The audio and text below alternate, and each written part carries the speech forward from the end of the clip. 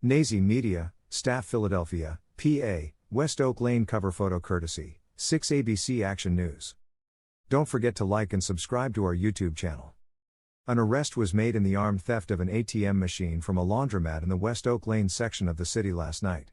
A 6 ABC Action News report said the incident happened at the DNY Laundromat on Haynes Street and Oggins Avenue at around 9:45 p.m. on Tuesday night. Photo, 6 ABC Action News. Investigators said the entire incident was captured on the laundromat surveillance cameras. The video showed two men enter the business wearing ski masks and hoodies. They held up the place at gunpoint, before exiting the laundromat with the ATM machine. They actually picked up the ATM, carried it out the front door and put it in the back of a Kia Sportage, said Philadelphia Police Commissioner Scott Small.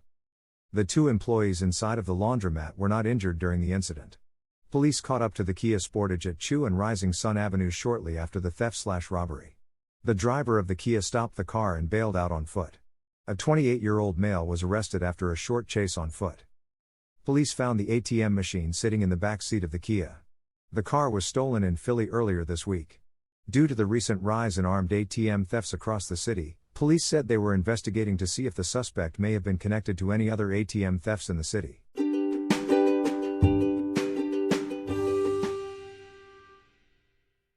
Chapter 1 Get It How You Live. CANCELLED. That fool is cancelled. With his weird ass. Anyway, you gonna be on time, right? I don't want to hear that running late stuff. I'm in desperate need of some S, and S. Sand, sun, and sex. Dina laughed as she talked to Ashley on the phone. Dina was halfway joking, but she was halfway serious too.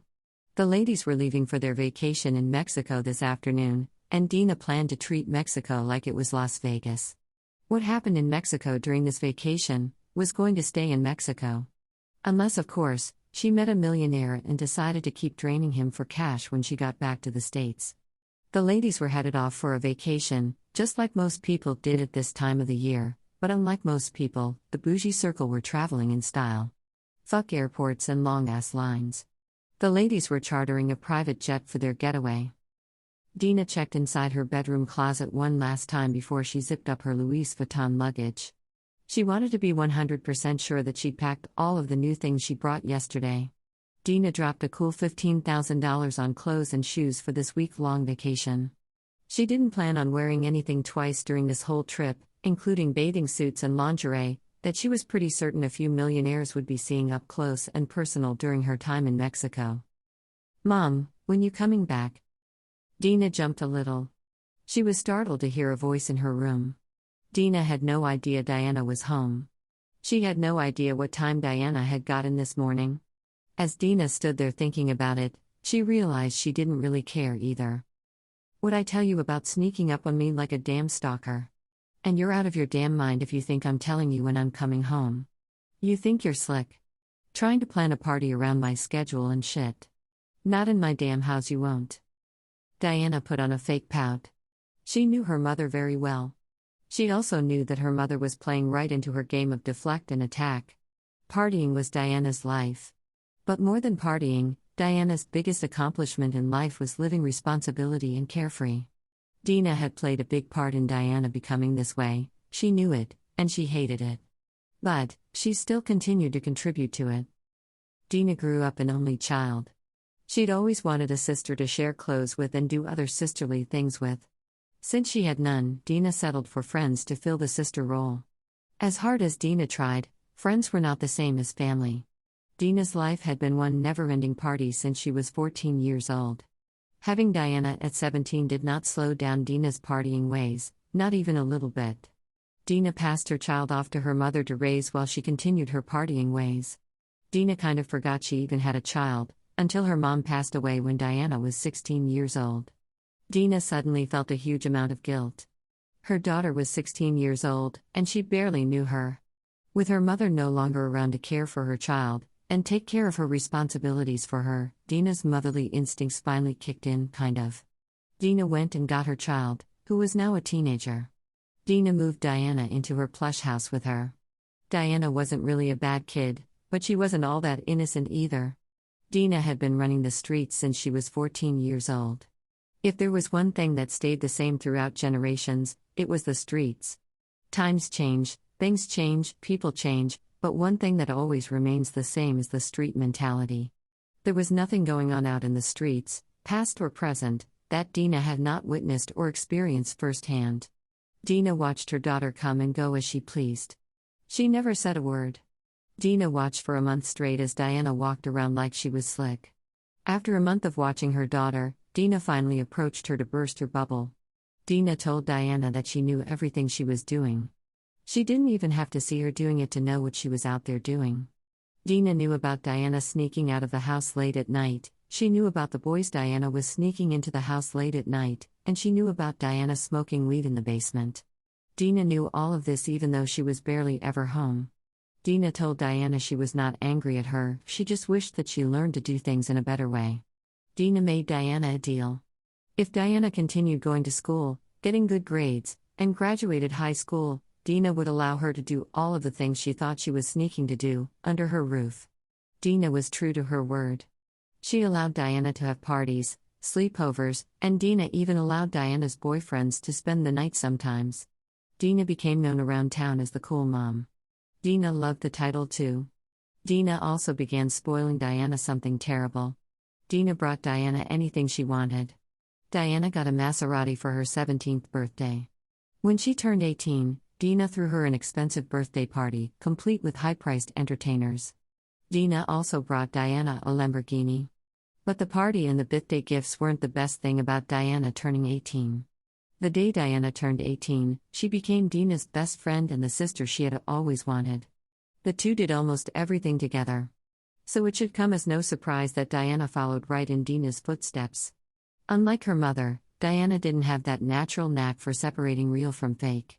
Real ballers with real money, from fake ballers who specialized in making it look like they had money. Diana was getting played by fake ballers a lot. Every time Dina tried to teach Diana real from fake, the two got into heated arguments. Diana said she wasn't a child anymore and she was not going to tolerate being treated like one. Even though she had no job. Everything she owned and almost every dollar she ever got came from Dina. After warning her 3 times, Dina decided to let Diana find her own way in life. She never did. 7 years later, at 25 years old, Diana had not found a real baller to take care of her. Diana was not even considering getting a job and taking care of herself. She was still having sex with broke boys, and she was still living off of, and with her mother. Dina clearly didn't mind. She never kicked Diana out, pressed her to pay any bills, or stopped taking care of her every want and need. Even still, Dina hoped that her daughter would grow up one day. I better not find out you had a bunch of your broke-ass friends in my house while I'm gone. You're gonna find yourself living in the streets with their bum asses if you keep it up. Mom, can you leave your car here? Mine is in the shop again. Diana paid no attention at all to her mother's threats about kicking her out before she moved on to asking for what she really wanted. Dina stopped packing clothes for a second and looked at Diana. Before she could question Diana about why her car was in the shop this time, she heard the sound of the doorbell ringing. Dina sighed. She was not going to stress herself out over Diana's dumb-ass problems. How she was going to pay to get her car fixed was on her. The keys on the kitchen table, Dina said as she nonchalantly walked past Diana on her way to answer the front door. Diana stood there completely befuddled. Her mother had shown no care at all about her car being in the shop. The fake party line was supposed to set her up so that Diana could hit her up for what she really wanted. You know, ask for something big, so what you really want seems small. It usually worked for Diana. She stood there wondering why it wasn't seeming to work this time. Dina smiled as she headed to the front door. She was enjoying seeing Diana sweat it out. Dina knew that she was going to eventually be the one paying to get Diana's car out the shop, but it was still fun seeing her fret about her car at the moment. Dina opened the door with a smile still on her face. Her smile disappeared when she saw no one standing out there. But there was something on her doorstep. One red rose. What the fuck? Dina shook her head as she closed the door and walked back into the house. Whatever this rose was about, surely had nothing at all to do with her. Probably was some weird-ass shit Diana was into. Dina shrugged. She had better things to think about than Diana's unorganized life, like meeting some extremely rich men in Mexico. Ashley laughed as she ended her call with Dina. She was purposely taking her time as she sat in her chambers looking at videos on Instagram. Ashley was being petty. She was sitting here bullshitting, knowing that people were in the courtroom awaiting her ruling. They were all on her time, and this was how she chose to waste it. Why shouldn't she? The prosecution had wasted her time making her come back here to have to look up this case. If he would have just told the truth, everyone would have been out of here by now. Off somewhere enjoying their day. But no. He felt the need to waste her damn time. Now she was purposely wasting his, and everyone else in the courtrooms too. The DA had no case against the defendant, and he knew it.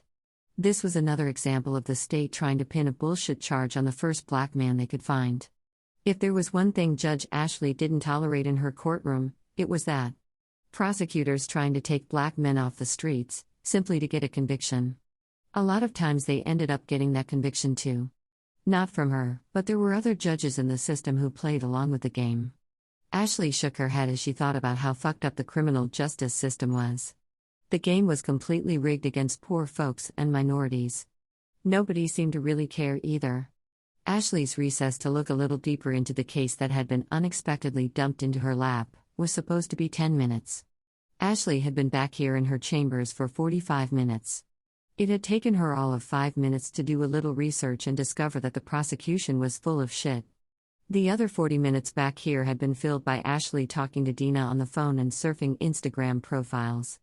Ashley took her time as she stood from her chair and began putting her robe back on. When she was done, she summoned her clerk and told him to call to resume the proceedings. 5 minutes later, Ashley took a seat in her judge's chair and stared darts of death at the prosecution's table before she spoke. Mr. Olson, you clearly, and I do mean clearly, have no case here whatsoever.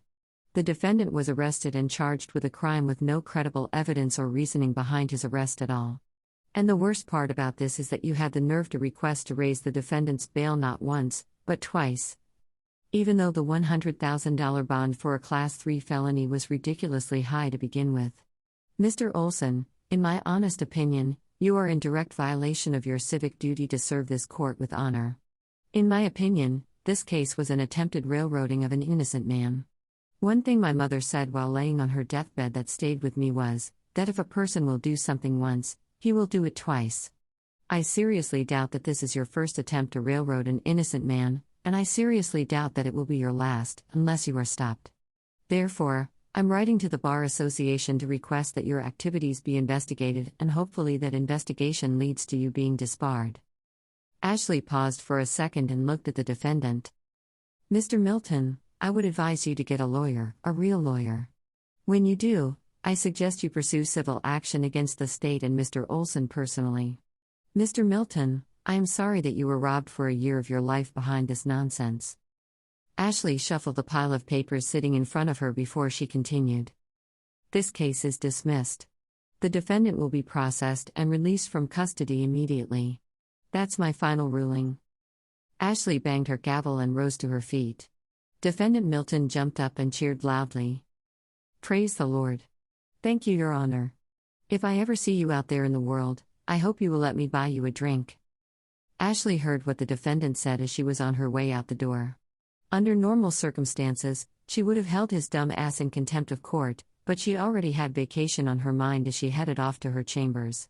Charging that dummy with contempt would mean spending more of her time here. Not today, Satan.